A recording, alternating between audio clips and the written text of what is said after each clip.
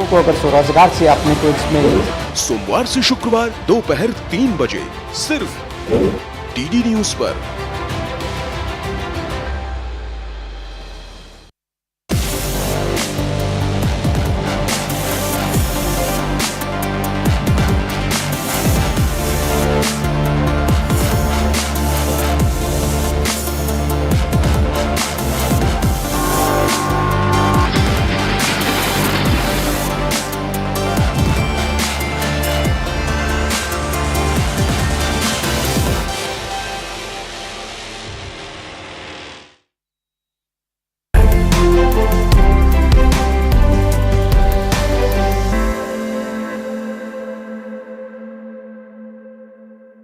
नमस्कार। महाराष्ट्र में जो पिछला एक साल रहा वो काफ़ी चर्चा में रहा और सरकार जो बनी उसका एक साल 30 तारीख को पूरा भी हो रहा है। इस एक साल के दौरान विकास की नई गाथा पर भी बात की गई, क्योंकि अब जब डबल इंजन की सरकार है तो केंद्र और राज्य के बीच संबंधों को लेकर भी चर्चा हुई, लेकिन उसके अलावा भी कई ऐसे मुद्दे रहे जिसको लेकर चर्चा जोरों पर रही पूरे देश भर में। आज हमारे साथ बेहद ही खास मेहमान मौजूद हैं, क्योंकि जब हम महाराष्ट्र की राजनीति की बात कर रहे हैं तो वो ऐसी शख्सियत हैं जिनके इर्द गिर्द ऐसा लग रहा है कि वो सारी राजनीति का जो बिंदु है वो घूम भी रहा था और चर्चा में भी था। और आज के दिन महाराष्ट्र में एक विशेष पर्व है, आषाढ़ एकादशी। सबसे पहले तो मैं आपको जय हरि विठ्ठल कहकर संबोधित करना चाहूंगी। जय हरि। हमारे साथ महाराष्ट्र के उप मुख्यमंत्री, और इतने सारे इनके पास पोर्टफोलियो में अगर हम गिनाना शुरू कर देंगे तो लिस्ट बहुत लंबी होगी, इसलिए हम सीधे इंट्रोडक्शन करवाते हैं देवेंद्र फडणवीस जी का। बहुत बहुत स्वागत है आपका थैंक यू दूरदर्शन न्यूज पर। एक साल सरकार का बेमिसाल का टैगलाइन दिया जा रहा है, आप संतुष्ट हैं इस एक साल के कार्यकाल से? देखिए, मेरी संतुष्टि से भी ज़्यादा जनता की संतुष्टि महत्वपूर्ण है, किंतु मैं ये कह सकता हूँ कि हमने बदलाव लाया है। मसलन 2.5 साल तक जो महाविकास आघाड़ी की सरकार चल रही थी उसमें महाराष्ट्र रुक गया था, थम गया था।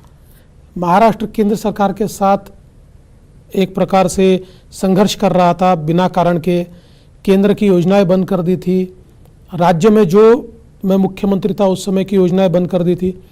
हमने सारी चीज़ों को गति दी। आज अगर इंफ्रास्ट्रक्चर का सेक्टर देखें तो मुंबई का ट्रांस हार्बर लिंक अब हम पूरा करने जा रहे हैं, मुंबई का कोस्टल रोड हम लोग पूरा करने जा रहे हैं, मुंबई की मेट्रो 2 हमने चालू कर दी, अंडरग्राउंड मेट्रो जो सबसे बड़ी मेट्रो है एशिया की वो हम इस साल के अंत में पार्टली शुरू करेंगे। मुंबई में हम लोग विरार अलीबाग कॉरिडोर जैसा इंफ्रास्ट्रक्चर प्रोजेक्ट हो, पुणे रिंग रोड जैसा इंफ्रास्ट्रक्चर प्रोजेक्ट हो, नागपुर मुंबई समृद्धि का हमने उद्घाटन किया, हम लोग नागपुर गोवा एक एक्सप्रेसवे का हम लोग काम कर रहे हैं, 7,500 हम लोग किलोमीटर के हमने रोड्स के काम अभी महाराष्ट्र में शुरू किए हैं। तो इंफ्रास्ट्रक्चर के सेक्टर में बहुत काम हमने किया।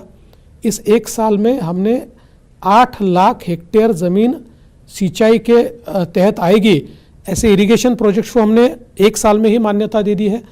और इसके साथ साथ अगर हेल्थ का सेक्टर है तो हेल्थ के सेक्टर में हमने 10 नए मेडिकल कॉलेजेस को मान्यता दी, 3 का काम शुरू किया।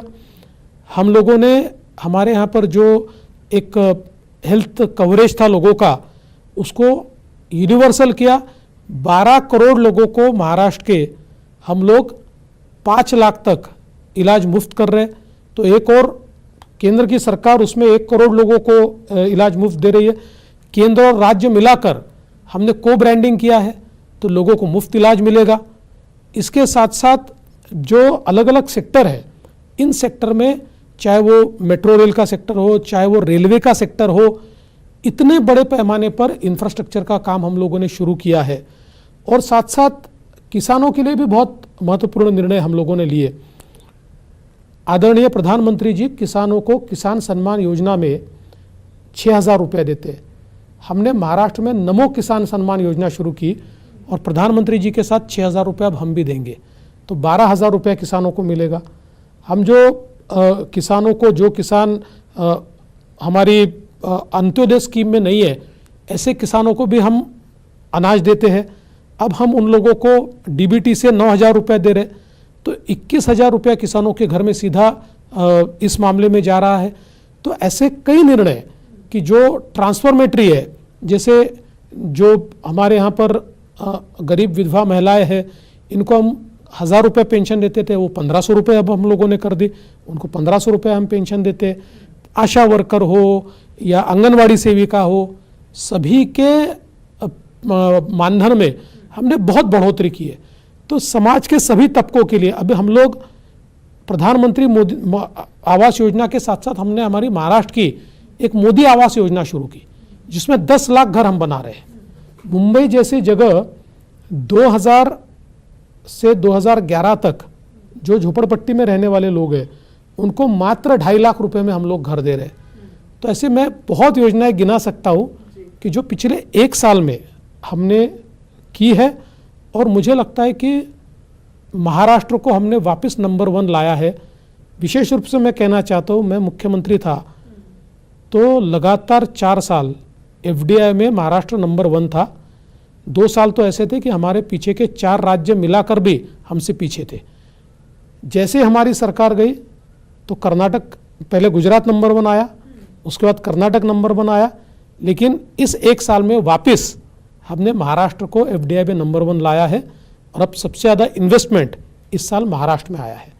तो कुल मिलाकर मैं ये कह सकता हूँ, चैलेंजेस है, लेकिन हम लोग लीडिंग फ्रॉम द फ्रंट जिसको कहते हैं, इस प्रकार से मुख्यमंत्री जी और मैं और हमारा मंत्रिमंडल, हम चैलेंजेस को सामने जा रहे हैं और महाराष्ट्र का विकास कर रहे हैं। देवेंद्र जी, आपने इतनी सारी जो डिटेल बताई, मैं ये जानना चाहती हूँ कि जब आपने अपने मुख्यमंत्री काल की भी बात की, जब आप मुख्यमंत्री थे, तो आपने एक तरीके से $1 ट्रिलियन इकोनॉमी बनाने का एक नारा भी दिया था और ये भी कहा था कि होगा। बीच में फिर एक गैप आया। आपको क्या लगता है कि उस सपने को साकार करने की दिशा में कितना बढ़े आप? देखिए, इस साल हम लोग $500 ट्रिलियन मार्क को पार कर देंगे, और ये तो आपने बात सही कही कि बीच का 2.5 साल जो था, कुछ कोविड के कारण और कुछ सरकार की अकर्मण्यता के कारण हम टारगेट से थोड़े पीछे हटे। हमने वापस एक इकोनॉमिक एडवाइजरी कमेटी तैयार की। इकोनॉमिक एडवाइजरी कमेटी के चेयरमैन, टाटा सन्स के जो चेयरमैन हैं एन चंद्रा जी, उनको हमने उसका चेयरमैन किया। अलग अलग सेक्टर के लोग उसमें लिए। इस इकोनॉमिक एडवाइजरी कमेटी ने $1 ट्रिलियन इकोनॉमी के लिए बहुत अच्छा रिपोर्ट तैयार किया है। देखिए, हम लोग अभी जिस प्रकार से आगे बढ़ रहे हैं, इसी प्रकार से हम लोग आगे बढ़े और बहुत विशेष प्रयास नहीं भी किया, तब भी हम लोग 2031 या 32 में $1 ट्रिलियन इकोनॉमी बनेंगे। हम चाहते हैं 2028 में बनना, और उसके लिए स्पेशल एफर्ट्स लेने पड़ेंगे।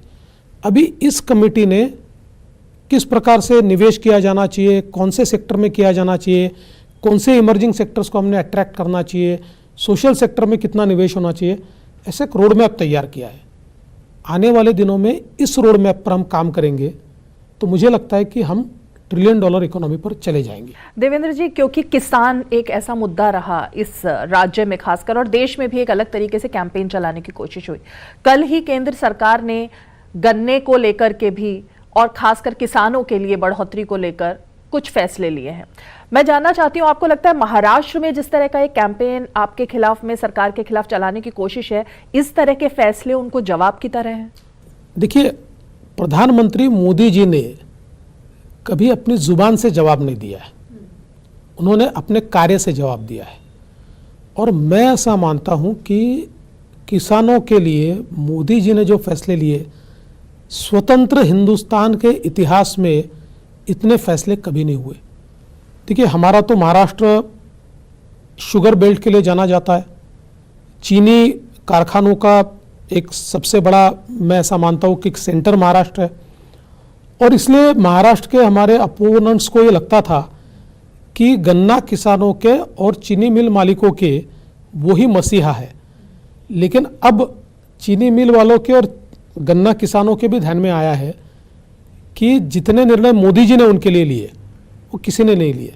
चाहे फिर इथेनॉल के कारण ये पूरी इकोनॉमी को रिवाइव करना हो, चाहे लगातार एफआरपी बढ़ाना हो, भी कल भी एफआरपी बढ़ाई है, तो जिसके कारण 5 करोड़ किसानों को देश में फ़ायदा होगा। महाराष्ट्र में बड़े पैमाने पर ये जो गन्ने की एफआरपी बढ़ी है, उसके कारण हमारे किसानों को भी बहुत बड़े पैमाने पर उसका फ़ायदा होने वाला है।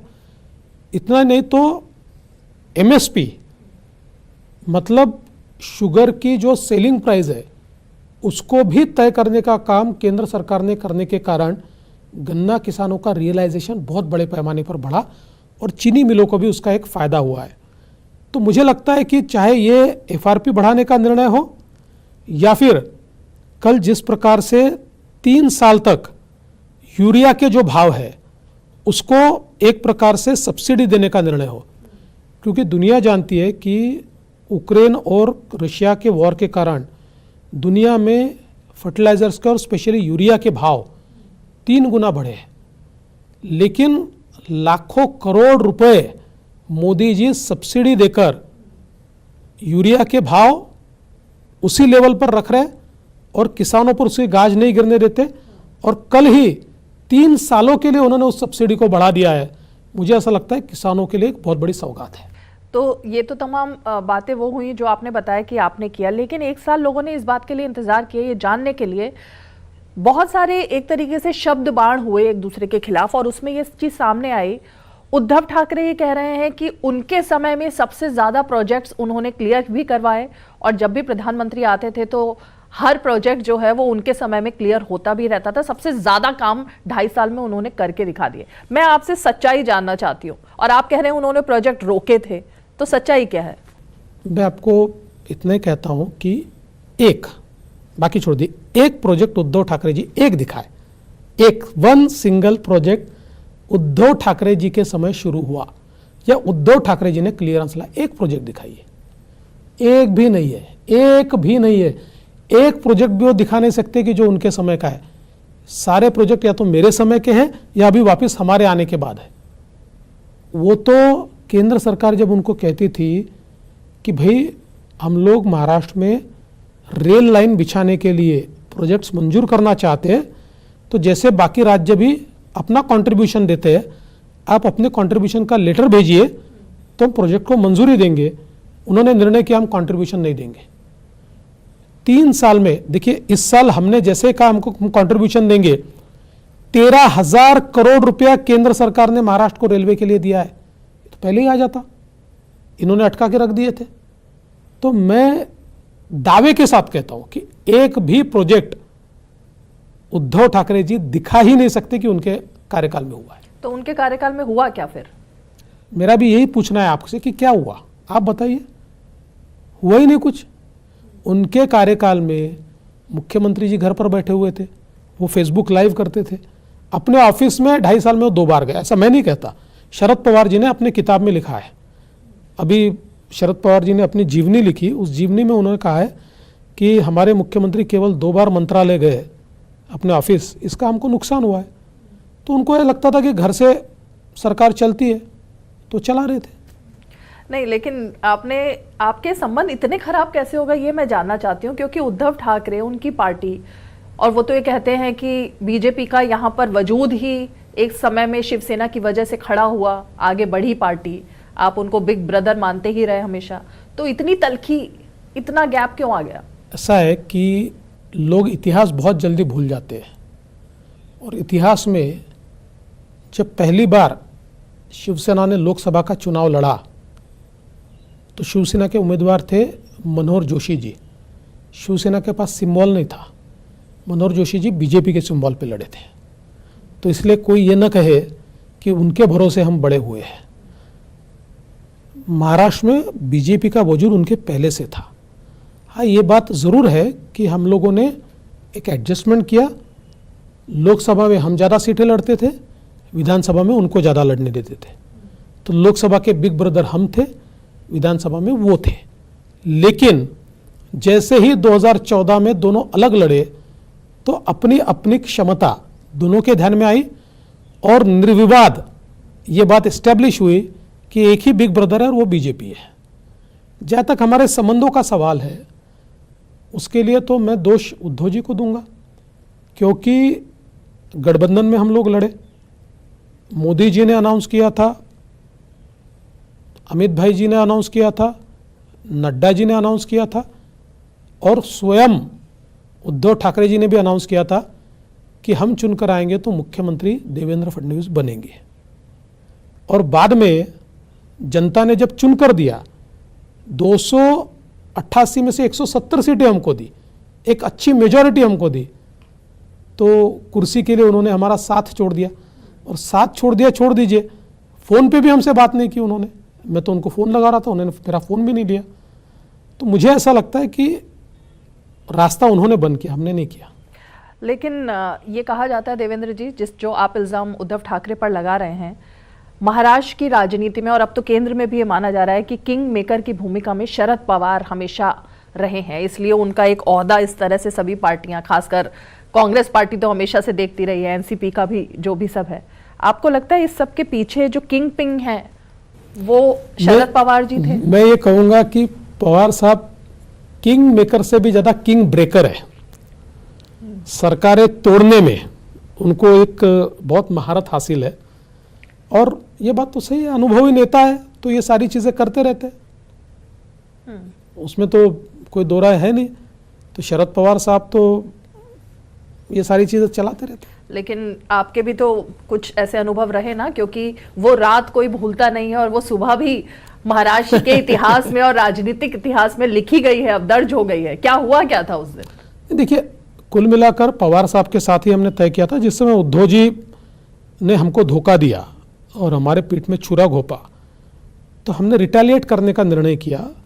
उस समय सामने से चलकर एनसीपी के कुछ लोग ये कह रहे थे कि हम नहीं चाहते कि 3 लोगों की सरकार बने, स्टेबल गवर्नमेंट नहीं बनेगी, महाराष्ट्र का नुकसान होगा, हम चाहते बीजेपी के साथ आना। हम लोगों ने चर्चा की, शरद पवार जी से ही चर्चा की, शरद पवार जी ने हामी भरी।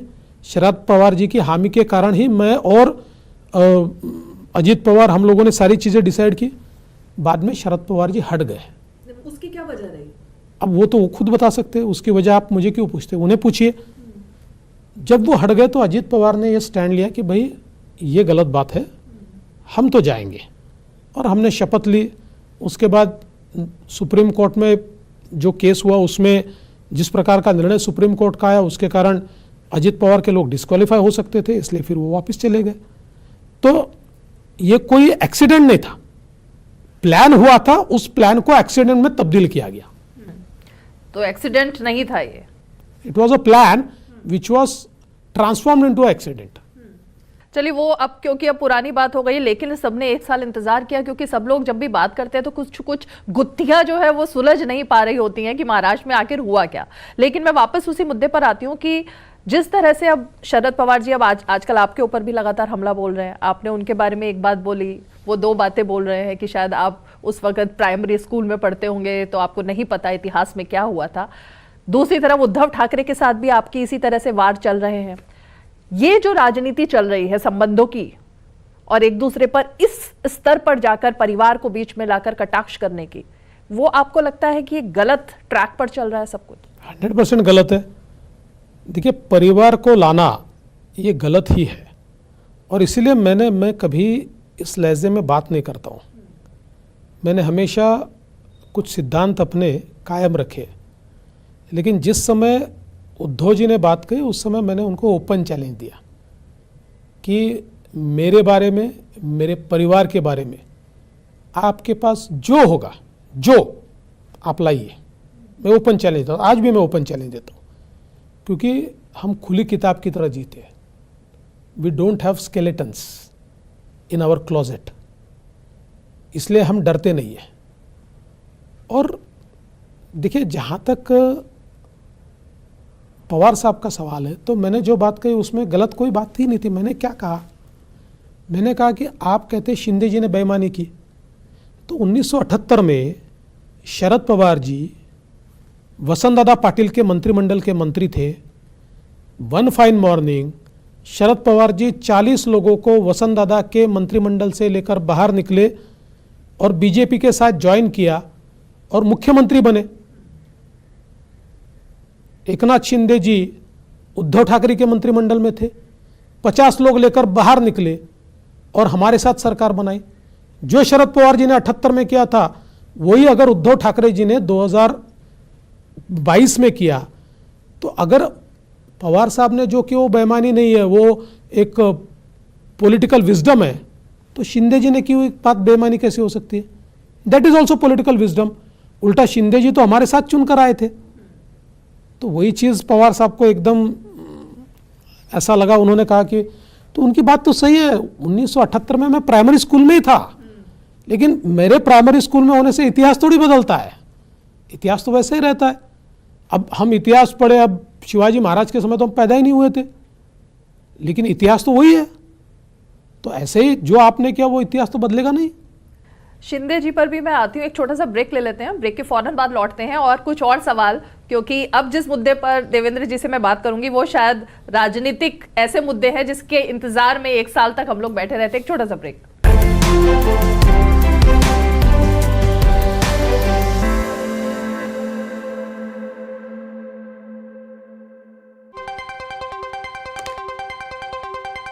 राजनीति की चाल से दुनिया के हाल तक,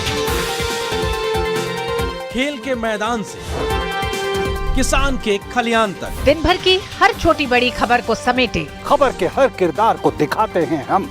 डीडी न्यूज का प्राइम टाइम शो, सटीक और भरोसेमंद खबरें, खबर ही नहीं खबर का विश्लेषण भी, नए तेवर, नए कलेवर, नई धार और नई रफ्तार के साथ देखिए न्यूज नाइट हर रात 8 बजे सिर्फ डीडी न्यूज पर।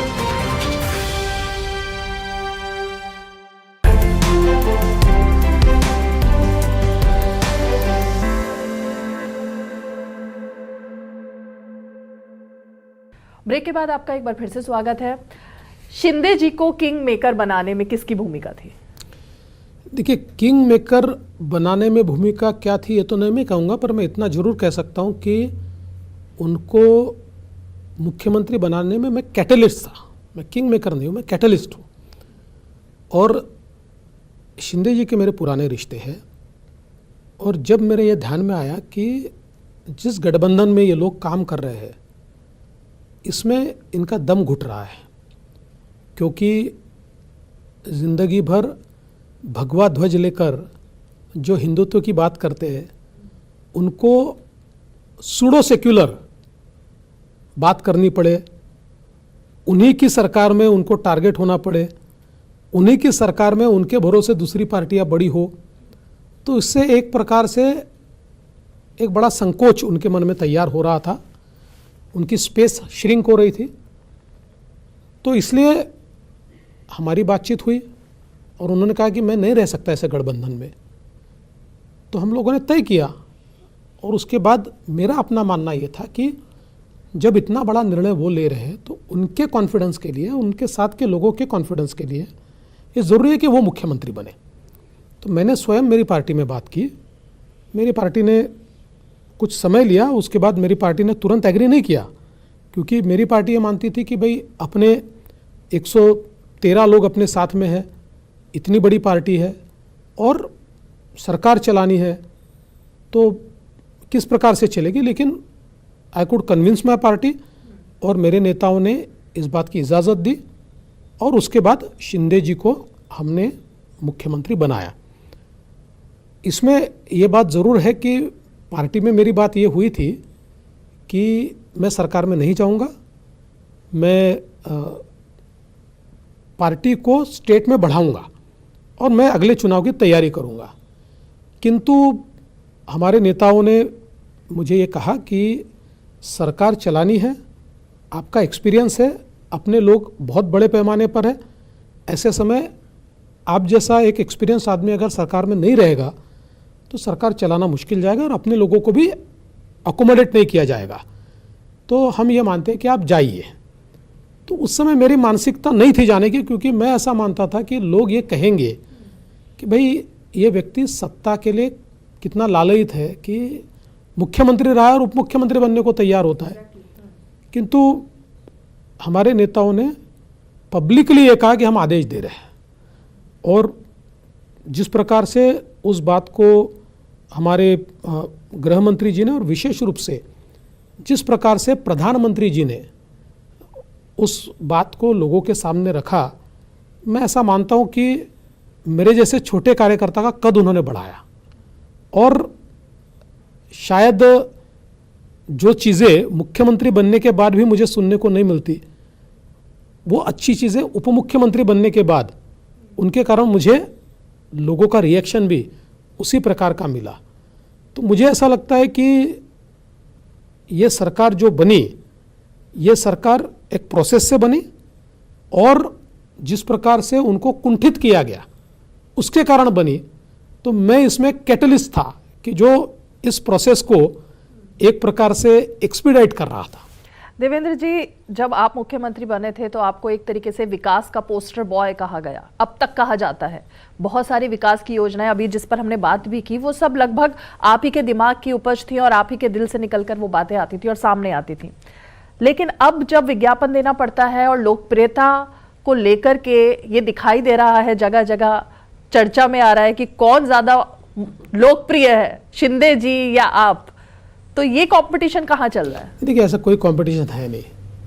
ऐसा है कि हर पार्टी में कम दिमाग के लोग होते हैं, कुछ लोग ऐसे होते हैं जो साइकोफंड्स होते हैं।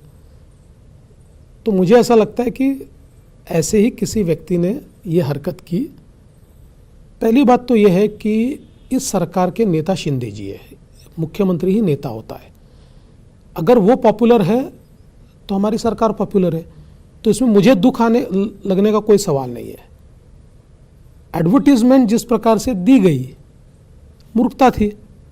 शिंदे जी ने खुद कहा, उन्होंने मुझे फ़ोन किया, उन्होंने कहा यार मेरे यहाँ के लोगों ने गलती की है, ये मैं नहीं मानता हूँ, ये ठीक नहीं है। तो मेरे लिए तो उसी समय वो विषय समाप्त हो गया। हमारी पार्टी में थोड़ा आम कार्यकर्ताओं को तो गुस्सा आता ही है, थोड़ा गुस्सा था, लेकिन मेरे हिसाब से वो सारी चीज़ें खत्म हो गई है। तो उनको ये कहना पड़ा कि ये तो जय वीरू की जोड़ी है, इसमें जय कौन है और वीरू कौन है? नहीं, वो तो छोड़ दीजिए। जय वीरू में कोई भेद थोड़ी होता है, कोई भेद नहीं है हमें। तो दोनों के बीच में अच्छे संबंध, एकदम अच्छे संबंध है, और बिल्कुल मिलकर काम कर रहे हैं, मिलकर ही करेंगे। दूसरा मुद्दा जिस पर मैं आना चाहूंगी, कल ही हमने देखा कि जो सेतु है उसका नाम वीर सावरकर सेतु अब रख दिया गया। वीर सावरकर को लेकर एक अलग तरीके की महाराष्ट्र में फीलिंग्स है, जज्बात हैं। यहाँ पर राहुल गांधी जब यहाँ आते हैं तो वो वीर सावरकर के बारे में उनको माफी वीर कह देते हैं, और शिवसेना उद्धव गुट अभी भी उनके साथ है। आपको लगता है कि यही वो वजह रही जो विचारधारा की लड़ाई एक आपके और शिवसेना उद्धव गुट के बीच में थी, वो सामने आई थी? जी बिल्कुल। देखिए, पहली बात तो है कि राहुल गांधी न इतिहास जानते हैं, न इतिहास से उनका कोई पाला पड़ा है। मैं तो राहुल गांधी जी को इतनी सलाह दूंगा कि जिस अंडमान की काल कोठरी में 12 साल सावरकर जी ने निकाले, एक रात वहाँ रहकर दिखा दे, एक रात। और जिस प्रकार से वो जिए वहाँ, जिस प्रकार का संघर्ष हुआ, ऐसा संघर्ष वो कभी अपने सपने में भी नहीं सोच सकते। इसलिए राहुल गांधी जैसे सोने का चम्मच मुंह में लेकर पैदा हुए युवराज, ये कभी इस संघर्ष को समझ नहीं सकते। इसलिए यहाँ आकर इस प्रकार की बातें वो जो करते हैं, मुझे ऐसा लगता है कि उनको इन चीज़ों की कोई गंभीरता भी नहीं है, कोई समझ भी नहीं है। मुझे आश्चर्य इस बात का लगता है कि इसी प्रकार की बात कांग्रेस के एक नेता ने जब की थी तो बाला साहब ठाकरे जी ने स्वयं अपने हाथ से जूता उसके पोस्टर को मारा था। सावरकर जी पर जब इसी प्रकार का तंज कसा गया था मणिशंकर अय्यर को, और अब उनके बेटे जिस दिन राहुल गांधी यहाँ आकर सावरकर जी को गाली देते हैं, उसी दिन शाम को आदित्य ठाकरे उनके रैली में सम्मिलित होते हैं, उनके गले से गले मिलते हैं, और फिर बाहर आकर 2 दिन बाद स्टेटमेंट उद्धव जी देते हैं कि नहीं हम सावरकर का अपमान नहीं सहन करेंगे। अरे नहीं सहन करेंगे, रोज हो ही रहा है, आपके चलते से हो रहा है, रोज आपके सामने वो बोले जा रहे हैं। तो देखिए, अभी इनके लिए हिंदुत्व जो है ये केवल भाषणों में बोलने के लिए बचा है, क्योंकि अब तो शिवसेना की हालत ऐसी हो गई है कि ये भी अपीजमेंट की पॉलिटिक्स में लग गई है।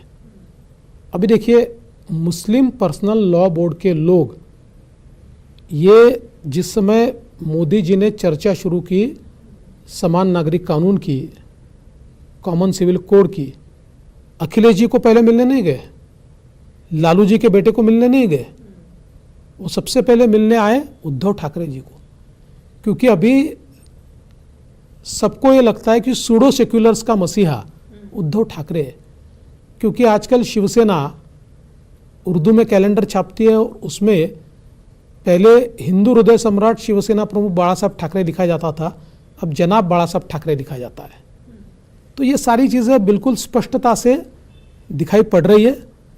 उन्होंने विचार छोड़ दिया है। मुझे कोई अपेक्षा नहीं है, ऐसे ही राहुल गांधी अपमान करते रहेंगे और उनके साथ ये अपना कारोबार चलाते रहेंगे। हिंदुत्व का जो मुद्दा आप कह रहे हैं, आपके बारे में भी ये बात कही जा रही है और लगातार बात कर रहे हैं लोग कि वो देवेंद्र फडणवीस जिनकी छवि, जिसकी हम बात कर रहे हैं, विकास के एक तरीके से नेता के तौर पर थी, जो महाराष्ट्र को इस दिशा में लेकर जाता था, जब वो ये बात करते हैं औरंगजेब की औलाद और तमाम हिंदुत्व की विचारधारा की बात, तो उनको अपनी एक तरीके से आइडेंटिटी चेंज करने की जरूरत क्यों आन पड़ी? क्या अब उद्धव ठाकरे के साथ कंपटीशन इतना ज्यादा है कि हिंदुत्व पर भी अब लड़ाई है कि किसका वर्चस्व है उस पर? देखिए, पहली बात तो यह है कि मैं हिंदुत्ववादी हूं और ये दिखाने की आवश्यकता नहीं है, क्योंकि हमारा जन्म ही हिंदुत्व में हुआ है। ऐसा है कि चाहे वो राम जन्मभूमि का आंदोलन हो, चाहे कश्मीर का आंदोलन हो, सारी जगह पर हम लोग उपस्थित रहे हैं, सारे आंदोलनों में हम उपस्थित रहे हैं।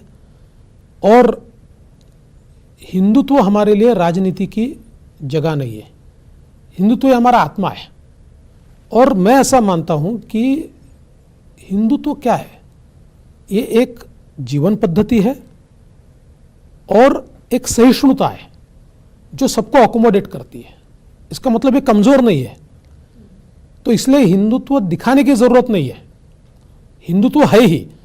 जहाँ तक मेरे बयान का सवाल है, मैं ऐसा मानता हूँ कि विशेष रूप से इंग्लिश मीडिया ये इस बयान को आउट ऑफ कॉन्टेक्स्ट उन्होंने कोट किया। शायद उन्होंने मेरा पूरा बयान देखा नहीं। देखिए, क्या है कि महाराष्ट्र में अचानक औरंगजेब के स्टेटस कुछ लोग रखने लगे, कुछ लोग औरंगजेब के पोस्टर लगाने लगे, कुछ लोगों ने औरंगजेब का फोटो लेकर प्रोसेशन निकाले, कुछ लोग औरंगजेब की जय कहने लगे। ऐसा तो पहले नहीं होता था। औरंगजेब ये भारतीय मुसलमानों का भी हीरो नहीं हो सकता है और उसके कोई सगे संबंधी यहाँ है भी नहीं, क्योंकि टर्किक मंगोल इस एथनिसिटी के 100 परिवार भी आपको नहीं मिलेंगे। तो भारतीय मुसलमानों का वो कोई बापजादा भी नहीं है। तो ऐसे समय ये लोग कौन तैयार हो गए कि जो अचानक औरंगजेब को अपना बाप बताने लगे। इसलिए मैंने कहा कि औरंगजेब की औलादे अचानक कहाँ से पैदा हो गई, क्या है इसके पीछे स्टोरी? हाँ, तो मैंने और आगे मैंने कहा इसके पीछे कोई ना कोई साजिश है महाराष्ट्र को डिस्टेबलाइज करने की, यहाँ की कम्युनल हार्मनी को खराब करने की। तो ये मेरा पूरा स्टेटमेंट था। इसमें से इतना उठा लिया कि औरंगजेब की औलादे कहाँ से पैदा। मैंने मुसलमानों को नहीं कहा। मैंने जो लोग औरंगजेब का स्टेटस रखते हैं और कैसे हम महाराष्ट्र में उसको टॉलरेट करेंगे। छत्रपति संभाजी महाराज को औरंगजेब ने 11 दिनों तक तड़पा तड़पा कर इसलिए मारा कि छत्रपति संभाजी महाराज ने धर्म परिवर्तन नहीं स्वीकृत किया। देश भर में हजारों मंदिर औरंगजेब ने तोड़े, लाखों हिंदुओं को औरंगजेब ने कत्ल किया। तो ऐसे औरंगजेब का स्टेटस या उसका फोटो के साथ प्रोसेशन निकलेगा। मजाल है किसी की कि जर्मनी में जाकर हिटलर के नाम का एक प्रोसेशन निकाल दे, नहीं निकल सकता। हिटलर तो उनके वंश का था, ये तो हमारे वंश का भी नहीं है, ये हमारे देश का भी नहीं है। तो इसलिए मुझे यह लगता है कि इसके पीछे एक डिज़ाइन है।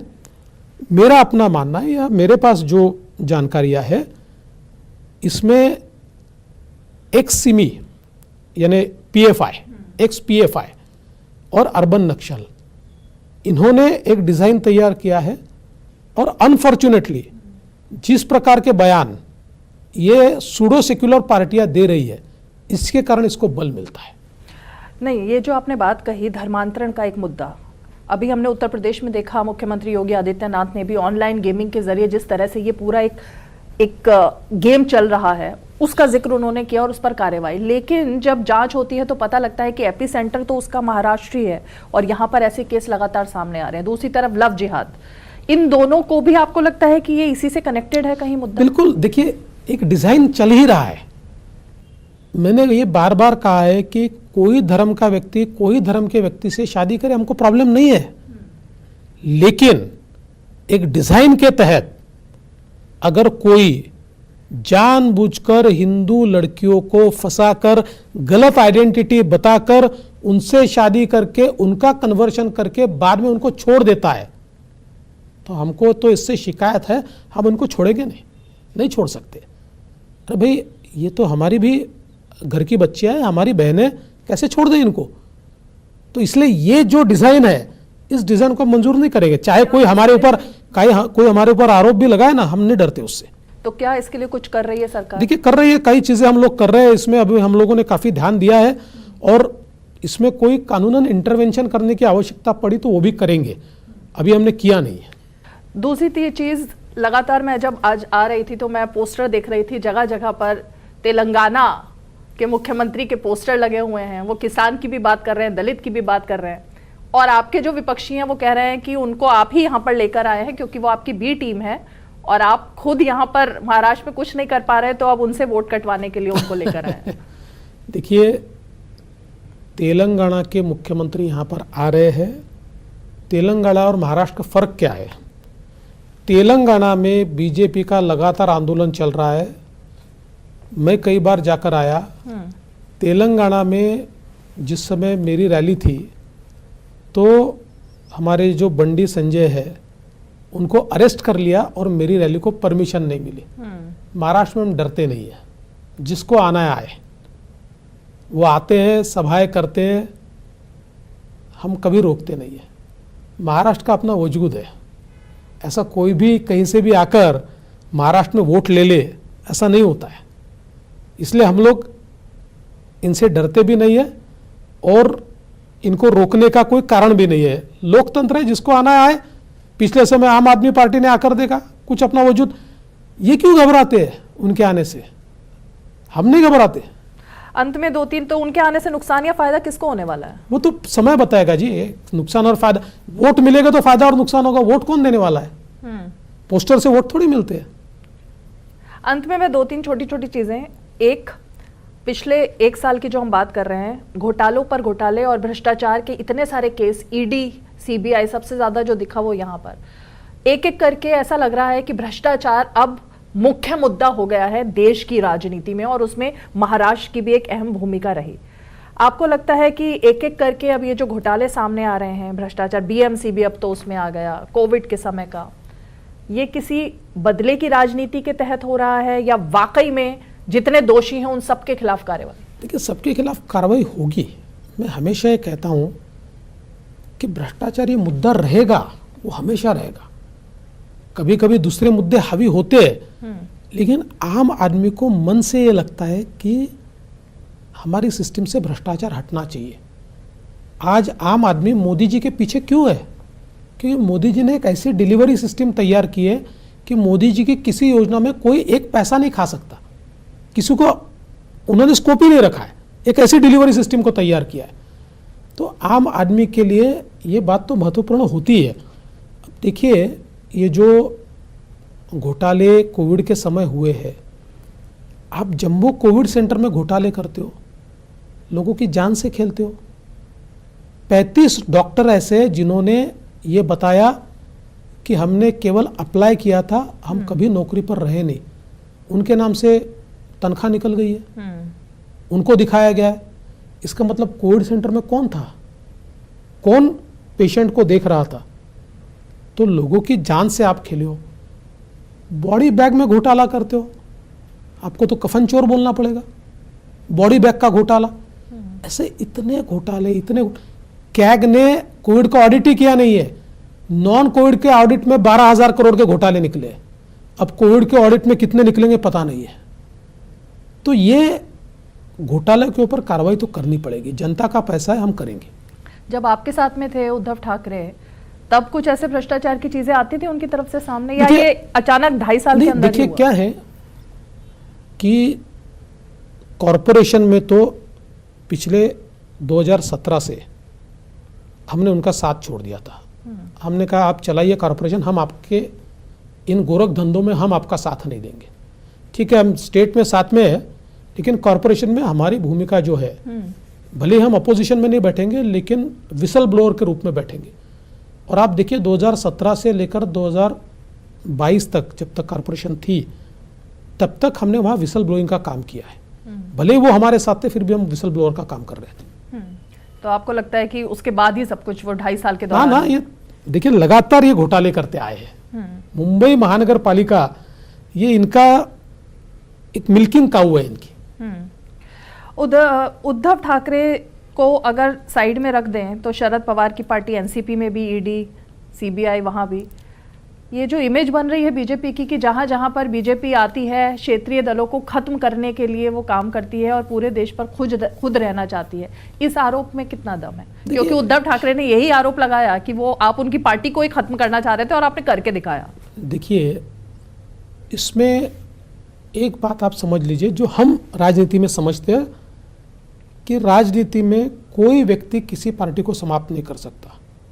पार्टियां समाप्त होती है अपनी करतूतों से, पार्टियां समाप्त होती है जब जनता उस पार्टी को नहीं चाहती। अगर जनता चाहती है तो कोई कितना भी प्रयास कर ले, कोई पार्टी समाप्त नहीं होती। और इस वास्तविकता को हम जानते हैं। अभी देखिए, जो प्रधानमंत्री जी ने बात कही, कौन लोग एकत्रित आ रहे हैं? जो कहीं ना कहीं घपले घोटालों में फंसे हैं, वो इसलिए नहीं आ रहे कि देश की सेवा करनी है। उनको ये पता है कि मोदी जी को हटाया तो हमारी पुरानी रेजिम जो थी, घपले घोटाले करो सब साथ में, और कोई सैया भय कोतवाल तो डर काहे का, ऐसी जो उस परिस्थितियां हमने यूपीए के काल में देखी, उसी परिस्थिति को बहाल करना चाहते हैं। और इसलिए ये सारे साथ में आए, कोई एजेंडा दूसरा नहीं है। तो इसलिए मैं मानता हूं वैसे भी ये साथ में आ जाए, कोई फर्क नहीं पड़ता। एनसीपी के साथ अब कोई कहीं दूर दूर तक कुछ नहीं। देखिए, शरद पवार जी की भूमिका पक्की है। शरद पवार जी मालिक है एनसीपी के, और उन्होंने अपनी भूमिका पक्की कर दी, वो तो उनके साथ चले गए। नहीं, लेकिन अजीत पवार तो अब उनके पोस्टर से भी गायब हो गए हैं। तो देखिए, सवाल क्या है, अजीत पवार थोड़ी मालिक है, पार्टी के मालिक तो शरद पवार है। ये तो सारी प्राइवेट लिमिटेड पार्टीज है ना भाई। शिवसेना के जो उद्धव ठाकरे का फैक्शन है, उसके मालिक उद्धव ठाकरे, इसके मालिक शरद पवार जी है। और भी पार्टियां देखिए, पहले मुलायम सिंह जी मालिक थे, वो नहीं रहे तो उनके बेटे मालिक हो गए। लालू जी उधर मालिक है। ये लोग मालिक है, हमारे जैसा थोड़ी है। हमारे पार्टी में कोई मालिक नहीं है। लेकिन देवेंद्र जी, ये तो कहा ही जाता है कि राजनीति में ना कोई परमानेंट दोस्त होता है, ना परमानेंट दुश्मन होता है। तो फिर क्या हम ये माने कि भविष्य में कभी अब उद्धव ठाकरे, आदित्य ठाकरे या फिर शरद पवार, इन सबके साथ कोई तालमेल नहीं? देखिए, मैं बहुत प्रैक्टिकल बात कहता हूँ आपको, ये मेरे अनुभव से मैं कहता हूँ कि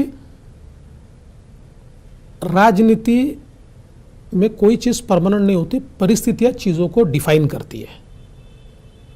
लेकिन मैं जितनी राजनीति समझता हूं, मुझे नहीं लगता है कि उद्धव ठाकरे जी के साथ हम जाएंगे या शरद पवार जी हमारे साथ आएंगे।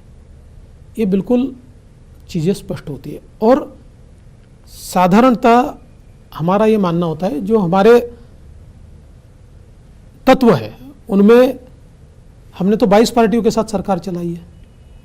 एक बार अटल जी ने तो 22 पार्टियों के साथ सरकार चलाई, तो कोई अछूत नहीं है हमारे लिए। लेकिन हम कांग्रेस के साथ नहीं जा सकते, हम एमआईएम जैसी पार्टियां, हम मुस्लिम लीग जैसी पार्टियां, इनके साथ नहीं जा सकते। सूडो सेक्युलर लोगों के साथ हम नहीं जा सकते, अपीजमेंट करने वालों के साथ हम नहीं जा सकते। नहीं, क्योंकि आप दोनों की विचारधारा अभी भी लगभग सेम है, आपकी और शिवसेना उद्धव गुट की। उद्धव गुट के पास कौन सी विचारधारा है बताइए? वो तो कहते हैं हम हिंदुत्व पर लौट कर आ गए हैं। नहीं, तो ऐसी कौन सी चीज की उन्होंने? एक उदाहरण कि भाई वो हिंदुत्व पर आए हैं, एक उदाहरण बताइए। भाषण करने के सिवाय उनकी ऐसी कृति बताइए, एक कृति। तो जो उन्होंने धोखा दिया वो एक टीज है मन में आपके? दुख है, बिल्कुल है। उसी की वजह से? नहीं, वो तो छोड़ दीजिए, मेरे दुख से थोड़ी पार्टी चलती है जी। पार्टी तो यथार्थ से चलती है, वास्तविकता से चलती है। मेरा दुख तो मैं 2 मिनट में बाजू रख दूं। लेकिन सवाल ये उठता है कि पार्टी का आम कार्यकर्ता ये मानता है कि इनके साथ हम नहीं जा सकते। अंत में मैं सिर्फ ये जानना चाहूंगी 24 के लिए आप लोगों को बहुत कम समय दिया है, एक तरीके से चुनौती के तौर पर है विधानसभा का चुनाव और लोकसभा में खुद को परफॉर्म करके दिखाना। कितनी बड़ी चुनौती लग रही है और कहां पर उम्मीद टिकी हुई है?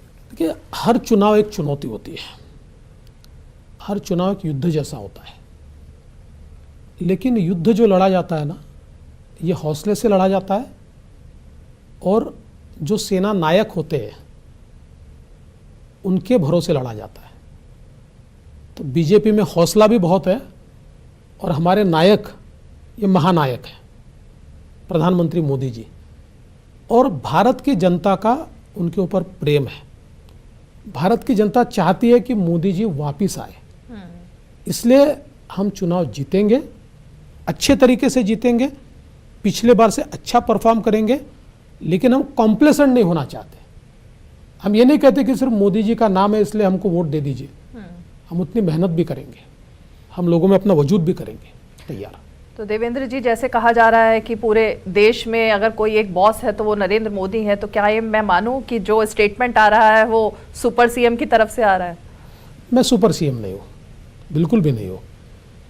मेरे स्टेट में एक ही सीएम है, वो एकनाथ शिंदे जी है। उनके मंत्रिमंडल का एक मंत्री जिसको डिप्यूटी सीएम का पद दिया गया है वो मैं हूँ। बॉस एक ही है, और ये मैं नहीं कह रहा हूँ, ऑस्ट्रेलिया के प्रधानमंत्री भी कहते हैं कि there is only one boss. जी, बहुत बहुत शुक्रिया देवेंद्र जी इस बेबाक और खास बातचीत के लिए दूरदर्शन के साथ। थैंक यू, नमस्कार।